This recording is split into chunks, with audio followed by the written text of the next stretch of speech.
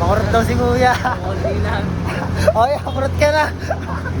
So ayun, may nabili nga pala tayong Honda Click Vito kanina. 25k ko nga lang pala siya nabili. Kaya naman pinost ko na agad siya ng 39k sa marketplace. Para naman kahit papano, kahit tumawad, may malinis pa rin tayong 10,000.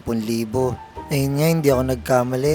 Merong isang buy and sell na nag-chat sa akin. Gusto niyang kunin yung motor ng 35k. Ngayon din daw agad.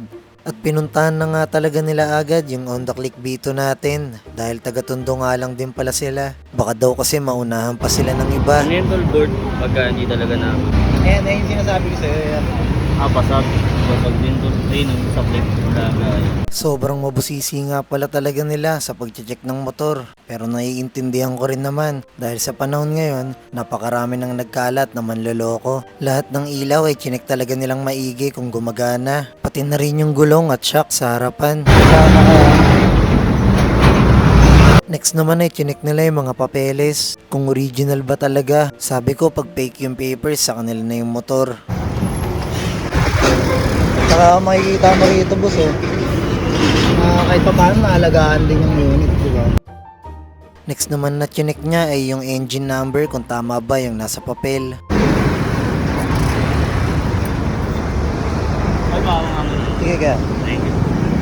Dinouble check talaga nila pakinggan yung makina kung may tumutunog ba talaga o maingay. Sign na ito na malapit na silang tumawad. Alam mo todo check talaga si bossing para makatawad pa. Alam mo Ano boss? Sabay 3 piga sa silinyador.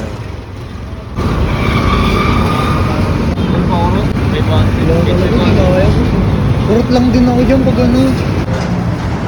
Ay, limandaan. Kailan talaga ako yun Nandun lang talaga ako. Yeah. Ayun lang talaga ako rin Nandun lang talaga ako. Makurot daw si kuya. Konti lang. Okay, makurot ka na. Sige balat na. Kamaya mo muna ako kuya.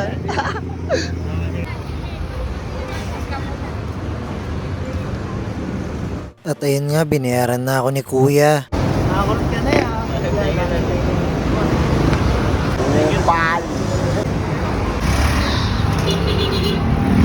Kuya, ingat kuya. Ingat tayo kuya. Magkano Ingat, bakit? 5G. Parto na naman.